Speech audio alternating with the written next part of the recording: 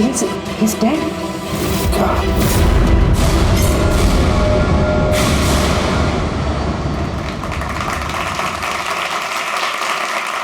Good evening ladies and gentleman and welcome to सवाल जवाब। मैं आपका होस्ट अभय कुमार आपका स्वागत करता हूं।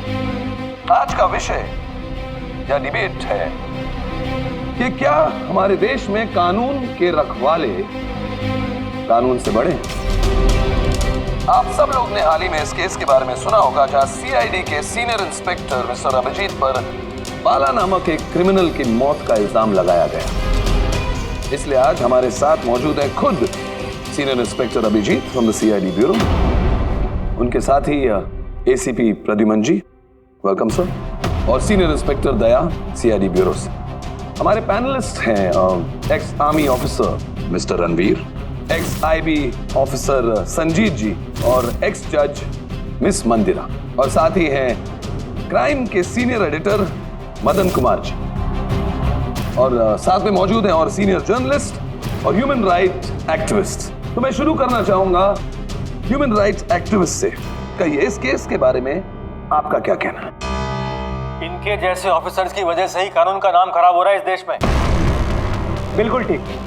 हाथ में गन या ताकत क्या आ जाती है, इन्हें लगता है कि अपने मनमर्जी करेंगे और मानव अधिकार की धज्जियां उड़ा देते हैं इन जैसे कानून के रखवाले। हाँ, मैं तो कहता हूँ कि इन पुलिस वालों से गन ही वापस ले लेनी चाहिए। गन चलाने की नैतिकता क्या होती है इन लोगों को समझ में नहीं आती। जी मैं तो ये कहूंगा कि ये लोग सिर्फ राई का पहाड़ बना रहे हैं। बाला सीआईडी वालों के साथ बदतमीजी कर रहा था। अब ऐसे में अगर हाथ उठ भी गया तो इसका मतलब ये तो नहीं है ना कि अभिजीत पर खूनी बनने का ठप्पा ही लगा दें आप लोग। और किसी मुजरिम से होता गलती से एक खून तो क्या आप उसे छोड़ देते हैं या फिर कोई आम इंसान से? नहीं ना। तो फिर जो नियम आम इंसान पे लागू होता है वो इन सीआईडी वाले पे क्यों ना हो? मिस मंदिरा, आप कब से चुप बैठी हैं? इस विषय के बारे में आप क्या कहना चाहेंगे? अभी जी मैं चुप इसलिए हूँ क्योंकि जिस सीआईडी टीम की बहादुरी की मिसालें लोग देते हैं उनको आज यहाँ अपमान करना ठीक है क्या? देखिए, मेरे हिसाब से इस बहस का कोई अंत नहीं कि अभिजीत सही है या गलत। ये सब अपने अपने नजरिए पे डिपेंड करता है। अब मैं बात करना चाहूंगा एसीपी प्रद्युमन जी से, जिनका लंबा करियर जो देश के प्रति जिम्मेदारी और फर्ज से भरा हुआ है। इस केस में आप किसका साथ देंगे? सीआईडी के अभिजीत जी का या फिर कानून का? देखिए, आज तक मैं हमेशा कानून का साथ देता आया और आगे साथ देता रहूंगा। इंसाफ होके रहेगा और मैं ये कहने का किसी को भी मौका नहीं दूंगा कि कानून हम सीआईडी वालों के लिए अलग है और आम लोगों के लिए अलग। जब तक इंक्वायरी कमीशन का डिसीजन नहीं आता तब तक सीनियर इंस्पेक्टर अभिजीत सीआईडी की ड्यूटी से सस्पेंड रहेंगे।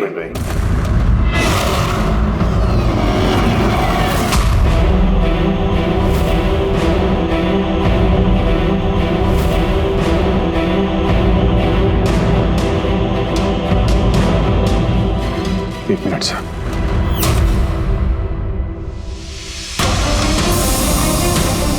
तो मेरे बारे में लोग क्या कहते हैं इससे मुझे कुछ फर्क नहीं पड़ता। अभी आपके मुंह से जो कुछ सुना बहुत तकलीफ हो रही है सर। जो कुछ हुआ आपके सामने हुआ, आप वहीं पे मौजूद थे। अपने दिल पे हाथ रख के कहिए सर कि मैंने जानबूझ के आदमी को मारा है। और अगर आपका जवाब हाँ है तो मैं बिना किसी अदालत के फैसले के खुद फांसी के फंदे के सामने जाके खड़ा हो जाऊंगा। अभिजीत, रिलैक्स। नहीं यार दया, बस। अच्छा मजाक बना रखा है। हर कुछ महीनों में कुछ लोग हमारे ऊपर इल्जाम लगाते हैं और सर हमारा साथ देने के बजाय हमें सस्पेंड कर देते हैं। और आप लोग बड़ी बड़ी बातें कर रहे थे मानव अधिकार की। क्या कह रहे थे आप? हमारे हाथों से गन ले लेनी चाहिए। अगर आज आप लोग अपने घरों में सुरक्षित तरीके से होली दिवाली मना रहे हैं वो इसलिए कि हमारे हाथों में गन्स हैं। हम लोग रात भर जागते हैं ताकि आप लोग चैन की नींद सो सकें। जब मुजरिम यहां सर पे बंदूक तानता है, छाती पे गोली चलाने वाला होता है, और तब आपको यह याद दिलाया जाता है कि आपको पलट के मुजरिम पे वार नहीं करना है, सिर्फ टांग पे गोली चलानी है, उस दिन मैं आपसे ह्यूमन राइट्स और मानव अधिकार की स्पेलिंग पूछूंगा। उस दिन आज मैं दुनिया वालों के सामने खुल के बोलना चाहता हूं, बाला जैसे आदमी को जिंदगी जीने का कोई अधिकार नहीं। वैसे भी अदालत उसे फांसी की सजा देती ना। कुछ दिन पहले मर गया तो कौन सा तूफान आ गया। पर इतने साल अगर सीआईडी में मेरे हाथ बंधे नहीं होते तो इन जैसे लोगों का इंसाफ मैं कब तक कर चुका होता। और वैसे भी ऐसे कानून का क्या फायदा जो मुजरिमों को सजा नहीं दे सकता। और वो कानून मुझे क्या सस्पेंड करेगा, मैं खुद सस्पेंड करता हूं ऐसे कानून।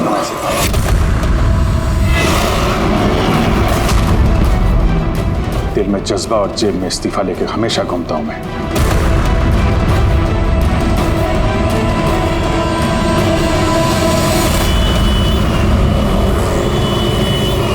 अरे यार हम लोग तो दोस्त है यार, दोस्त। अरे मेरे दोस्त, क्या चाहिए आपको आज? अरे कुछ मेरे दोस्त के लिए लेके आओ यार। आप और हम एक चल चल। जी क्या हो क्या तुम्हें? अरे कौन सी जगह पे बैठे और किस तरह के लोग हैं साथ में? चलो उठो उठो, चलो घर चलो। कहाँ चले? सीआईडी ब्यूरो ही तो मेरा घर था और मुझे वहां जाने की परमिशन नहीं। सर सब ठीक हो जाएगा सर, आप यहाँ से चलिए। सब ठीक हो जाएगा? इससे ज्यादा और क्या ठीक होगा। और अब मैं सीआईडी ऑफिसर नहीं हूं। कोई भी ह्यूमन राइट्स वाला, कोई भी इंक्वायरी कमीशन मेरा कुछ नहीं बिगाड़ सकती। सारे मुजरिमों को एक एक करके मार डालूंगा मैं, और तुम लोग भी मेरा कुछ नहीं कर सकते। और ना वो तुम्हारा एसीपी प्रद्युमन। जाओ उसके पास जाओ तुम लोग, मुझे तुम लोगों की शक्ल नहीं देखनी। जाओ। अभिजीत तुम होश में भी हो? तुम्हें पता है तुम क्या बोल रहे हो? अरे छोड़ो यार, ये दोस्ती दिखानी थी ना तो उस दिन दिखानी चाहिए। आज ही अपनेपन का ढोंग करने की कोई जरूरत नहीं है। क्या बोला तुमने? ढोंग? तुम्हें ये ढोंग लगा? और क्या? सही है, एकदम सही है।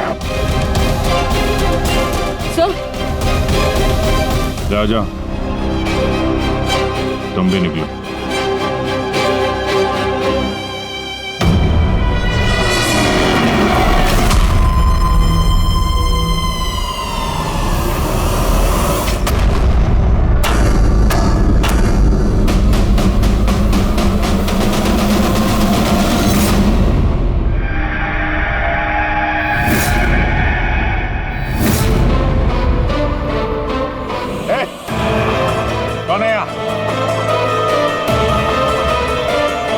में पट्टी क्यों बांध रखी है? बोलो मुझे, कहां लेके आ गए? कौन हो तुम लोग? खोलो मुझे।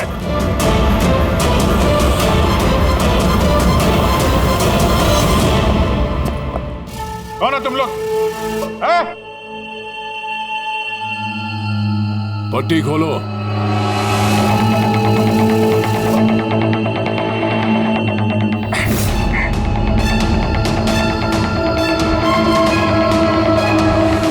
जानते हो किसे किडनैप किया तुमने? एक सीआईडी अभिजीत, अब तुम एक सीआईडी ऑफिसर नहीं रहे। सीनियर इंस्पेक्टर अभिजीत सीआईडी की ड्यूटी से सस्पेंड रहेंगे। डरो मत, तुम्हें हमसे कोई खतरा नहीं। हमें अपना दोस्त समझो। दोस्त? आखिर हो कौन तुम लोग? सब पता चल जाएगा अभिजीत कि हम कौन हैं और तुमसे चाहते क्या हैं। वहां अंधेरे में छुप के क्यों खड़े हो? हिम्मत है तो सामने आओ। हम अंधेरे में इसलिए हैं क्योंकि ये देश और समाज रोशनी में हमें हमारा काम करने नहीं देता। क्या मतलब? हम भी तुम्हारी तरह कानून के रखवाले हैं, लेकिन तुम कानून के दायरे में रह के काम करते हो और हम उसके बाहर। हम सीधा मुजरिमों का इंसाफ करते हैं, न कोर्ट न कचहरी न इंक्वायरी कमीशन, सीधे सजाए मौत। एक मिनट, ये तुम लोग क्या कह रहे हो? मैं कुछ समझ नहीं पा रहा हूं। पहचानते हो इसे? ये तो मालविका है, कहने को सोशलाइट, लेकिन कई आतंकवादी गतिविधियों से जुड़ी हुई है ये। Good, next. Rangan Banga real estate का बिजनेस दिखाने के लिए और उसकी आड़ में ड्रग्स का लेन देन। विलियम, ये तो विलियम है। 7 मर्डर का इल्जाम है इसके ऊपर। That's right. मगर मुझे क्यों दिखा रहे हो इनकी तस्वीरें? मुझसे क्या चाहते हो? बताते हैं। पहले तुम जरा ये बताओ कि अगर तुम्हें ये पता चले कि इन मुजरिमों को कानून कभी सजा दे नहीं सकता, तब तुम क्या करोगे? अगर इनको कभी सजा नहीं मिल पाई तो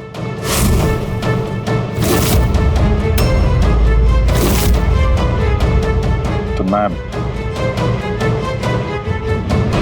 खुद मार दूंगा इनको। वैसे भी किसी भी मुजरिम को इस धरती पे सांस लेने का हक नहीं है। सबको कुचल के मार देना चाहिए, सबको। Very good. तुम्हारे अंदर हम यही जोश और जुनून देखना चाहते थे। हम तुम्हारा दर्द समझ सकते हैं अभिजीत। अगर बाला गलती से मारा भी गया तो क्या फर्क पड़ता है? था तो वो एक मुजरिम है ना। अब तुम ही बताओ अभिजीत, इतने सालों की ड्यूटी का ये जो सिला मिला है तुम्हें, क्या ये ठीक है? इनके जैसे ऑफिसर्स की वजह से ही कानून का नाम खराब हो रहा है इस देश में। और मानव अधिकार की धज्जियां उड़ा देते हैं इन जैसे कानून के रखवाले। हाथ में गन या ताकत क्या आ जाती है? इन्हें लगता है कि अपनी मनमर्जी करेंगे। नहीं, बिल्कुल ठीक नहीं है। सिर्फ मैं ही जानता हूं सम्मान का घूंट पीने से क्या बीत रही है मुझ पे। किस आग में चल रहा हूं मैं। हम समझते हैं अभिजीत, इसलिए तो तुम्हारी तरफ दोस्ती का हाथ बढ़ा रहे हैं। हमारे गैंग का काम है उन मुजरिमों का सफाया करना जिन्हें अदालत ने खुला छोड़ रखा है। बनोगे हमारे गैंग का हिस्सा? सोच क्या रहे हो अभिजीत? हमारा साथ दोगे या फिर उस सिस्टम का जिसने अनजाने में हुए एक हादसे के लिए तुम्हें सजा दी? मैं नहीं जानता कि तुम लोग कौन हो, पर जब लड़ाई जुर्म और मुजरिमों के खिलाफ है तो अभिजीत का जवाब हमेशा हाँ है। और इससे पहले तुम्हें अपनी वफादारी की परीक्षा देनी होगी। वफादारी की परीक्षा? कौन है आदमी? छगन आज तक 5 औरतों को मार चुका है और अदालत ने इसे दिमागी रूप में बीमार करार देकर रिहा कर दिया। लो रिवॉल्वर और चलाओ गोली।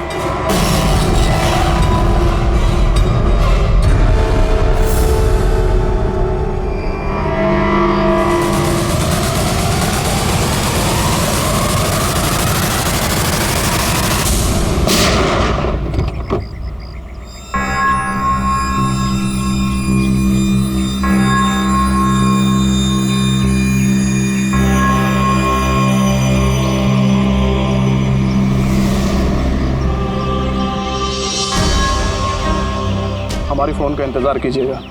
और हाँ, जो आपको तकलीफ हुई ना, उसके लिए सॉरी। और एक बात ध्यान में रखिएगा, फोन हमेशा अपने साथ रखिएगा। अगर बाथरूम जाना है तो भी।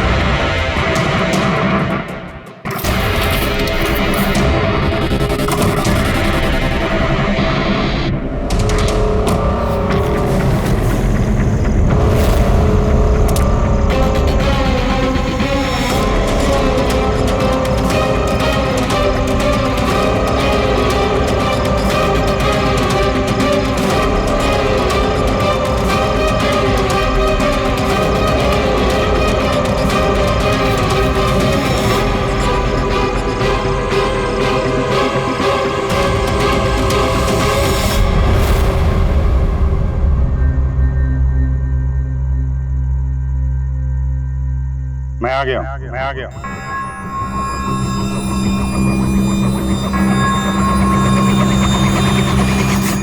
हमारा अंदाजा सही निकला। मतलब जो कहानी हमने फैलाई थी वो मान लिया उन लोगों ने, और चारा ही क्या था। जिस जाल में वो लोग फंसे हैं उसे हमने 1 महीने पहले ही देखा था। सर, इतने खतरनाक मुजरिमों का एक के बाद एक कैसे खून हो जाना, ये संयोग नहीं हो सकता सर। तो इन सब मुजरिमों का ये नया दुश्मन कहां से आ गया? आ गया या आ गए? इन पांचों का कोई एक ही दुश्मन होना जरा मुश्किल लगता है। पर सर, अलग अलग दुश्मन है तो फिर सबने एक साथ हमला कैसे किया? पूरी लोग अलग अलग हो सकते हैं, लेकिन गैंग एक ही है, मकसद भी एक ही, बुरे लोगों का खात्मा करना। लेकिन कानून को अपने हाथ में लेकर अलग अलग शहरों पे अलग अलग टाइम पे खून करना, इतनी लंबी प्लानिंग किसी एक आदमी के बस की बात तो नहीं है। बिल्कुल ठीक कह रहे हो अभिजीत। लगता है कुछ मिल गया तुझे, हैं? हाँ बस। क्या? बस इसमें कोई एक खूनी नहीं है, क्योंकि अधिकतर हर एक खूनी का खून करने का अपना एक खास पसंदीदा तरीका होता है, लेकिन यहाँ पर ऐसा नहीं है। ये देखो, इसे गोली मारी गई है। गोली बहुत दूर से मारी गई है, लेकिन गोली सीधी जाकर के दिल में लगी है, 1 इंच भी इधर उधर नहीं। दूसरा, इसे मार्शल आर्ट के किसी एक खास मूव से मारा गया है, बहुत ही खतरनाक, एक झटके में चित। और ये तीसरा मर्डर? ये तीसरा, इसे जहर से मारा गया है। एक खास नुकीली चीज से जहर इंजेक्ट किया गया है, सीधा आर्टरी। जहर तुरंत खून में मिल गया और ये खत्म। तो तीसरा मर्डर भी किसी एक्सपर्ट ने किया है सर? हाँ, ये पहला शार्प शूटर, दूसरा मार्शियल एक्सपर्ट, और तीसरा खास तरीके से जहर का इंजेक्शन देने वाला। ये जो भी है, इन्होंने अलग अलग तरीके से जान लेने की ट्रेनिंग पाई है, जैसे कोई स्पेशल एजेंट। और शायद इस गैंग में इस तरह की सोच रखने वाले और भी लोग शामिल होंगे जो समाज से मुजरिमों को मिटाना चाहते हैं। सर, अगर ये लोग इतने एक्सपर्ट हैं तो ना ही कोई सुराग छोड़ेंगे, ना ही कोई पहचान। इन तक पहुंचेंगे कैसे? लोहा लोहे को काटता है पूर्वी। इन लोगों के गैंग तक पहुंचने का एक तरीका है, बाला की मौत का नाटक। सब कुछ प्लान के मुताबिक चल रहा था सर। फिर उन्होंने मुझे एक आदमी के ऊपर गन तान के ट्रिगर दबाने को कहा। और तुमने ट्रिगर दबा दिया? Yes sir. तुमने ट्रिगर दबा दिया? Yes sir. क्या मतलब है ये सब? हाँ, कहा था ना हमने, तुम्हारी परीक्षा ली जाएगी ये देखने के लिए कि तुम इस काम को अंजाम दे सकते हो या नहीं। मुझे किससे मारना है? एक ऐसा इंसान जो इंसान कहलाने के लायक भी नहीं है, देश के उत्तरी राज्यों में ड्रग्स का धंधा करता है और न जाने इसकी वजह से कितने नौजवान अपनी जिंदगी बर्बाद कर चुके हैं। उसका नाम? अपने आप को बहुत बड़ा बिजनेसमैन समझता है, लेकिन ड्रग डीलिंग ही उसका असली काम है। एक बार वो शहर में वापस आ जाए, बस उसके बाद उसका काम तमाम। नाम में क्या रखा है? गोली मारने के ठीक 1 घंटा पहले तुम्हें बता दिया जाएगा कि कब और कहां गोली चलानी है। ट्रिगर कैसे दबा दिया? उसे कुछ हो जाता तो, मारा जाता तो? नहीं दया, कुछ नहीं होता। वो गन के वजन से मैंने अंदाजा लगा दिया था, अंदर कुछ गोलियां वोलियां थी नहीं। अभिजीत, अब उनके रंग में इस कदर रंग जाओ कि रत्ती भर तक शक ना करे वो लोग। यही एक तरीका है उन तक पहुंचने का। लेकिन इसके पहले वो कुछ बड़ा अंजाम करें। अगर हम उनके अड्डे तक पहुंच जाएं और उन्हें वहां गिरफ्तार कर लें तो? अगर उनके अड्डे तक पहुंचेंगे कैसे? तुम्हारे आंखों पे तो पट्टी बांध रखी थी। पट्टी बंधी थी दया, लेकिन उनके अड्डे से घर पहुंचने तक मैंने रास्ते को अच्छी तरीके से महसूस किया है और जो कुछ मुझे लगा मैंने इस पेन ड्राइव पर रिकॉर्ड किया है। ये मेरे कपड़े हैं, जूते हैं, इनसे भी शायद कुछ मदद मिले उनके अड्डे तक पहुंचने के लिए। सर, जो भी करना है जल्दी करना होगा। कभी भी मुझे वो फोन आ सकता है ड्रग डीलर को मारने के लिए। और मैं नहीं चाहता कि ऐसा कोई काम करूं जिसकी इजाजत मुझे देश का कानून नहीं देता। जब तक कानून नहीं कहे हम किसी की जान नहीं ले सकते, फिर वो चाहे मुजरिम ही क्यों ना हो।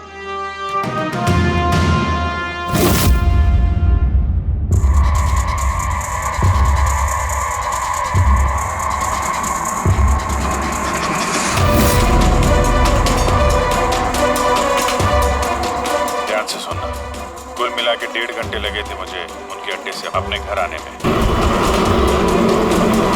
कार की स्पीड 60 के ऊपर नहीं गई होगी। 15 मिनट गाड़ी ट्रैफिक जाम में फंसी हुई थी। 10:50 उस वक्त मुझे किसी की अर्थी जाती हुई सुनाई थी। और हाँ, जब हम अड्डे से निकले थे तो वहाँ कहीं मंदिर में आरती हो रही थी लाउड स्पीकर पर। और कुल मिला के 6 ट्रैफिक सिग्नल पे गाड़ी रुकी थी और कुछ 5 फ्लाईओवर्स थे और हर फ्लाईओवर को क्रॉस करने में करीब 40 से 45 सेकंड लगते थे। रेलवे स्टेशन और एक फ्लाईओवर के नीचे रेलवे स्टेशन था जहाँ पे ट्रेन की अनाउंसमेंट हो रही थी। सर आप अंदर। ये देखिए, अनिकेत कुमार सर, सीबीआई ने अभी थोड़े दिन पहले से बातचीत भी की थी। सर, देश के कई जगहों पर ये ड्रग्स का धंधा करता है। अभी कहाँ है? सर, वो फ्रेडी सर देख रहे हैं। ये पैडी है, धान। ओह, ये पैडी है। वो जो तुम अभिजीत की कमीज पर से लेके आई थी, वो रेशा, वो एक गनी बैग का रेशा, किसी बोरी का। मतलब पैडी और बोरा, इसका मतलब ये कोई गोदाम है। गोदाम को अपना अड्डा बना रखा है उन लोगों ने।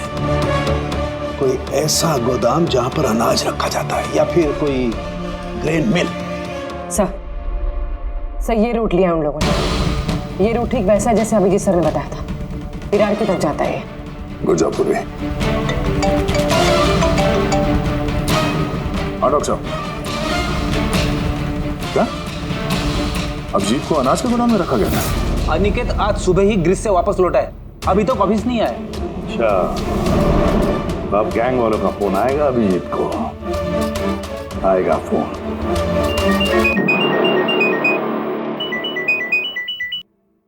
हेलो, आपके लिए एक खुशखबरी है अभिजीत सर। जिस घड़ी का आपको इंतजार था वो आ गई है। आज आपके शुभ हाथों से एक मुजरिम को सजा मिलेगी। ठीक 1.5 घंटे के बाद एक काले रंग की गाड़ी आएगी आपके पास और बता देगी कि आपको किस पे और कहां गोली चलानी है। मगर राइफल कौन सी है? क्या फर्क पड़ता है राइफल कौन सी है? आपको तो सीआईडी ट्रेनिंग में हर किस्म की ट्रेनिंग दी जाती है ना। मैंने ट्रेनिंग तो मुझे सारे हथियारों की है, लेकिन मेरे पास सिर्फ एक ही चांस है गोली मारने का। तो अगर मुझे पता हो हथियार कौन सा है तो थोड़ी आसानी होगी। RS 451।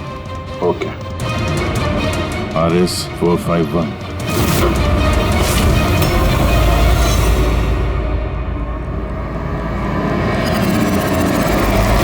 ये क्या कह रहे हैं आप? मेरी जान को खतरा है?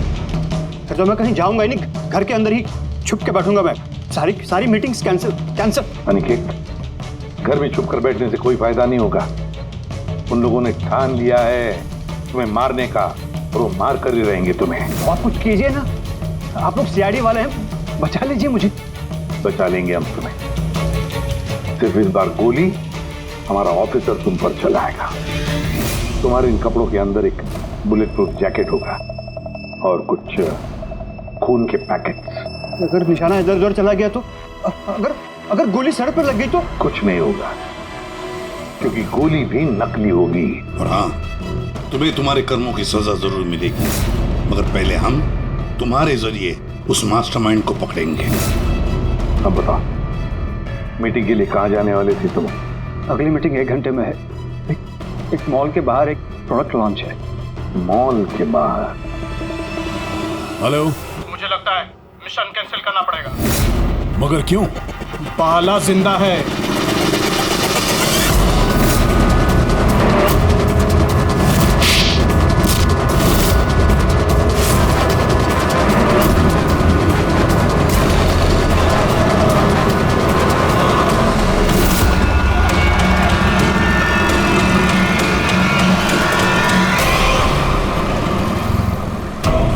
बहुत बड़ा धोखा हुआ हमारे साथ में। अभिजीत के हाथों किसी का खून हुआ ही नहीं है। प्लान कैंसिल नहीं करेंगे आप। CID और अभिजीत को इस धोखे की बहुत भारी कीमत चुकानी पड़ेगी।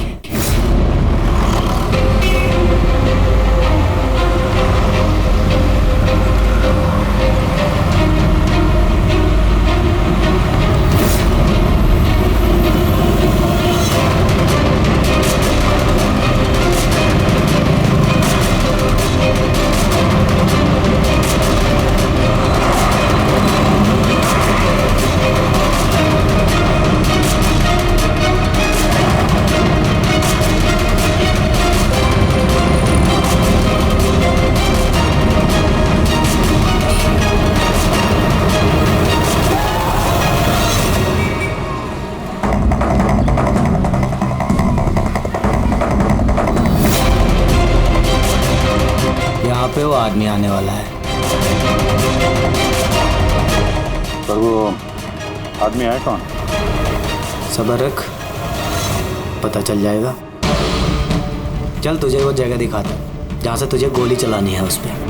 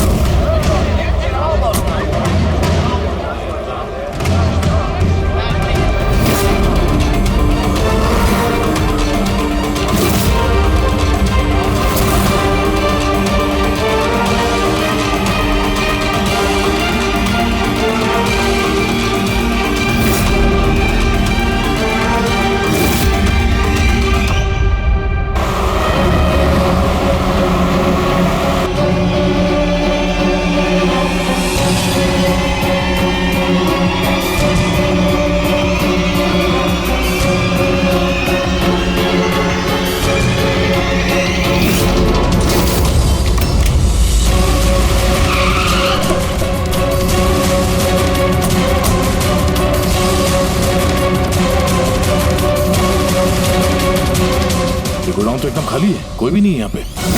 हाँ सर, ये वो गोदाम तो नहीं लग रहा है जिसे हम ढूंढ रहे हैं। ओ भाई साहब, कौन है आप लोग? क्या चाहिए? तुम यहाँ पे काम करते हो? ये गोडाउन को इस्तेमाल कर रहा था क्या? नहीं तो पिछले 2 साल से बंद पड़ा हुआ है और ये गोदाम हमारे बॉस को बेच रहे हैं। अब क्या खरीदने आए? अगर ये वो गोडाउन नहीं है तो फिर कौन सा गोडाउन है?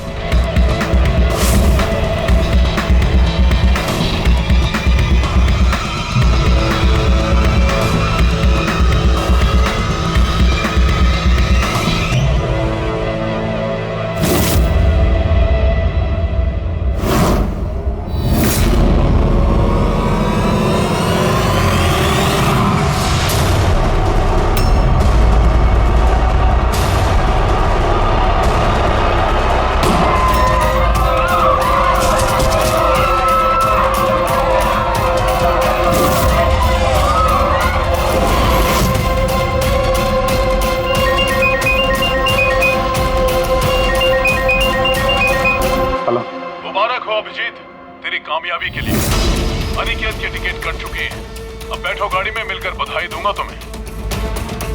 ठीक है, आ रहा हूं मैं।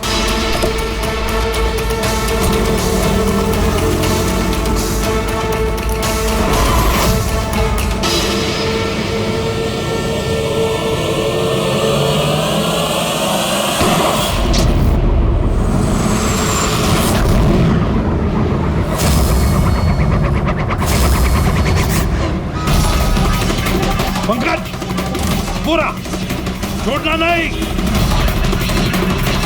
ओह नो सर। क्या हुआ? सर मुझसे एक गलती हो गई। वो तिलक नगर वाला गोदाम मिस हो गया। सर ये देखिए सर, वहाँ पर भी मंदिर है, स्मशान है, फ्लाईओवर है और रेलवे ट्रैक है। कहीं ये वही गोडाउन तो नहीं है? कितनी दूर है यहाँ से? सर ट्रैफिक है तो 40-45 मिनट लगेगा। सर मुझे को पता था हमारे प्लान का। अभिजीत सर नकली गोली चलाने वाले थे। अभिजीत की जान को खतरा है, दया को फोन करना होगा। दया, देखो अनिकेत पर किसने गोली चलाई है, असली गोली। हाँ, अभिजीत की जान को खतरा है। उनके अड्डे का पता चल गया? नहीं सर, ढूंढ रहा हूँ। जल्दी जल्दी दया, टाइम नहीं है हमारे पास।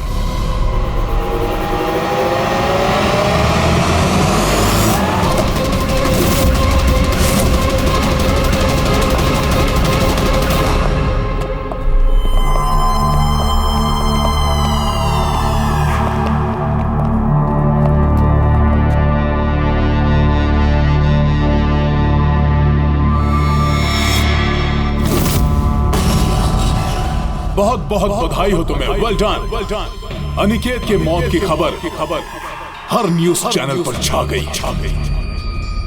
और अब तुमने हमारा विश्वास जीत लिया है। इसलिए अब हम अंधेरे से रोशनी में आकर तुमसे अपनी पहचान करवाएंगे।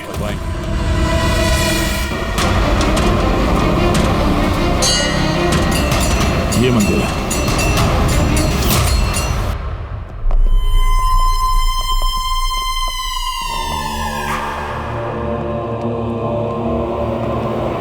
हमारे पैनलिस्ट हैं ex IB officer Sanjeet ji, ex जज miss Mandira, ex army officer mister Ranveer. ओह, तो आप लोग हैं? हाँ, हम। क्यों? हैरानी हुई हमें देखकर? भूल गए उस दिन जब सिर्फ मैंने तुम्हारा समर्थन किया था?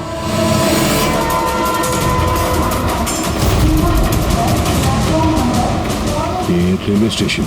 अभिजीत, हम सबका मकसद एक है, जुर्म का सफाया। मगर आपके ये चौथे साथी, इनको क्या हुआ है? ये सामने क्यों नहीं आ रहा है? मैं सामने आऊंगा भी नहीं, क्योंकि तुम एक धोखेबाज हो।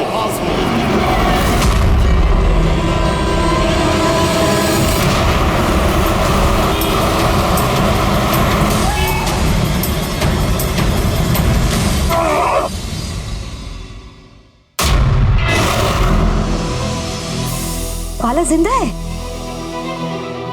हाँ, ये जिंदा है, क्योंकि ये सब सीआईडी की सोची समझी चाल थी हमें फंसाने के लिए।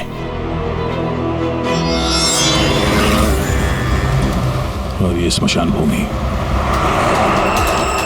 और अनिकेत? वो भी जिंदा होगा। जरूर इस अभिजीत ने उसे नकली गोली मारी होगी। अभिजीत, इस धोखे की सजा सिर्फ मौत है, सिर्फ मौत। तुम और बाला दोनों मरोगे, दोनों। और तुझे हम नहीं मारेंगे, ये मारेगा। मैं क्यों? क्योंकि एक ईमानदार और बहादुर ऑफिसर को मारना हमारे ईमान के खिलाफ है। चल तू मार, नहीं तो हम तुम्हें मारेंगे। वो तो आप वैसे भी मार दोगे। नहीं, हम तुम्हें एक और मौका देंगे। चलाओ गोली। ले वाला, पिस्तौल ले। ले।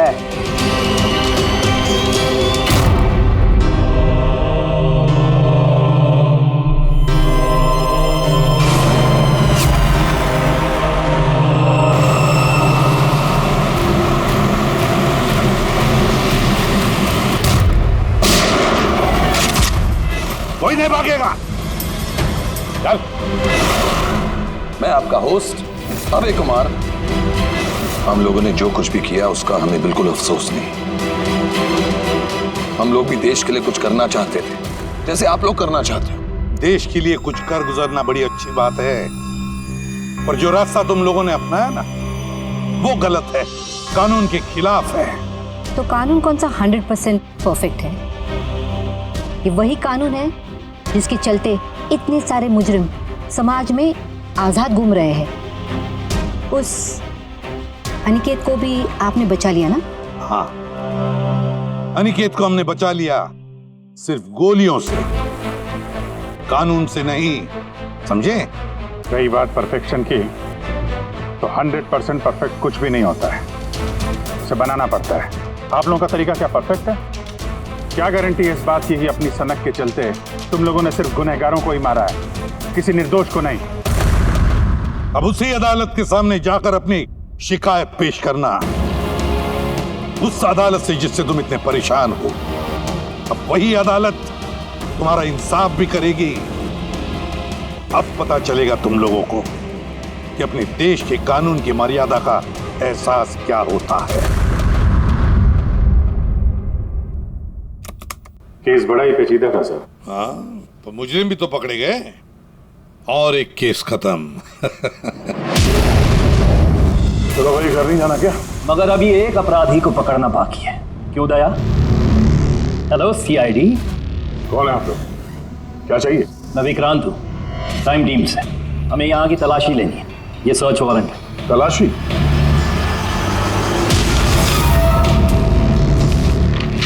हमारी आप सबसे रिक्वेस्ट है कि आप सब हमारे साथ पूरी तरह से कोऑपरेट कीजिएगा। क्या हम जान सकते हैं कि तलाशी क्यों ली जा रही है? दमन के फांसी वाले केस में आप सबके खिलाफ कंप्लेंट है कि आप सब ने एविडेंस के साथ छेड़छाड़ की थी। दया हमारे पास है, हमारी जेल में। तो अगर दया को बचाना चाहते हो तो पहले मेरे भाई को बचाना होगा, वरना ठीक 4:30 बजे ना सिर्फ मेरे भाई को फांसी होगी, बल्कि सीनियर इंस्पेक्टर दया भी फांसी पर चढ़ेगा। तलाशी शुरू करो। आप सबके फोन रिकॉर्ड्स भी चेक किए जा रहे हैं। अब आप सब पे कड़ी नजर रखी जाएगी।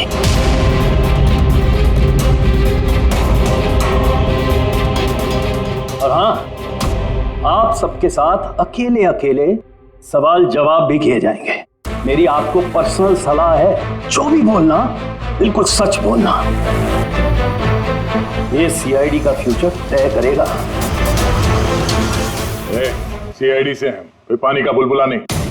और तुम कौन होते हो हमारा फ्यूचर तय करने वाले? हाँ, सीआईडी की बुनियाद सच की नींव पे टिकी है, झूठ बोलना हमें आता नहीं। हाँ हाँ पता है, आप सीआईडी वाले हो, पता है।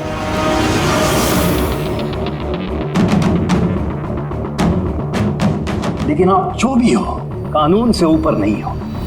और अब वक्त आ गया है कि आपको कानून की याद दिलाई जाए।